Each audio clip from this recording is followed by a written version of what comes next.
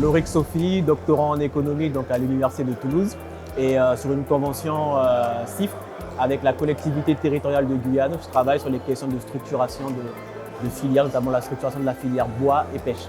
En tant que doctorant en économie, je travaille sur les questions de structuration de filière bois. En Guyane, la position de la filière bois est absorbée par la construction. Donc, c'est des questions de lien entre les entreprises du BTP et la filière bois dans une articulation technique et économique entre la filière et la construction.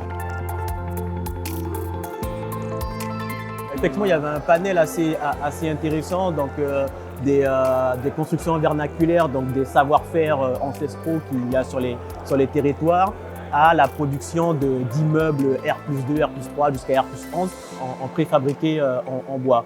Donc on voit bien qu'entre les deux, on a deux technologies qui sont vraiment différentes. Il y a 2 siècles, voire plus entre les deux.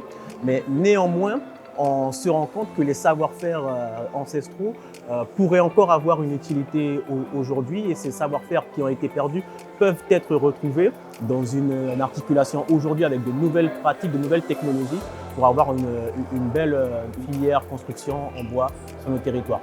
Alors effectivement, là on est en Guadeloupe, donc il faut parler de ce qui se passe en Guadeloupe. Il y a une filière bois qui n'est pas encore structurée, qui est naissante, et donc la serre pourrait servir de lien entre le BTP et une filière bois naissante qui se structurerait à travers des éléments de construction en bois.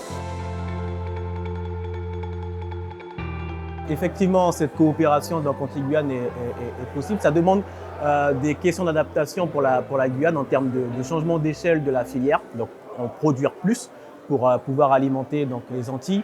Mais effectivement, la coopération entre nos territoires peut permettre de structurer ces échanges et de faire en sorte effectivement que les Antillais n'aillent pas s'approvisionner aux États-Unis ou dans des pays extérieurs où là, ils auraient d'autres contraintes en termes de finances, en termes de qualité. Ça amènerait d'autres contraintes qui, à terme, empêcheraient la mise en place d'une filière plus développée. Une filière, c'est une chaîne d'articulation donc qui va du bois planté en forêt jusqu'à la maison construite. C'est-à-dire qu'à terme, les techniques que l'on crée, les méthodologies que l'on crée sont exportables ailleurs, que ce soit sur le bassin Caraïbe, le bassin latino-américain, parce qu'ils ont des mêmes spécificités physiques que nous. Ce que je pourrais rajouter aussi, puisqu'on a des difficultés sur nos territoires à garder la jeunesse sur place, et à travers ces métiers-là, la construction bois, on a des métiers qui sont très attractifs pour les jeunes. On a des jeunes antilo-guyanais qui excellent dans des métiers d'ingénieurs ou autres, mais qui excellent ailleurs, donc au Canada, aux États-Unis ou en Europe. Et donc là, on aurait un autre discours à porter sur nos territoires, un discours de modernité qui pourrait à terme permettre un retour d'une partie de ces jeunes.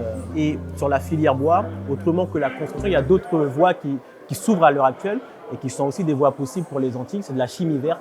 Donc, c'est-à-dire extraire des essences particulières pour faire de la transformation. Donc, on a le bois de rose, on fait de la transformation avec certaines essences autour d'une entreprise qui s'appelle Biostratège en Guyane, qui se spécialise dans la valorisation de la biodiversité à travers les essences qu'on a. Pardon. Il y a beaucoup de valeur ajoutée, il y a beaucoup de technicité et donc il y a vraiment tout un discours de modernité à créer autour de ça, et pour dire que nos territoires sont aussi ancrés dans le présent et peuvent parler au monde entier à travers cela.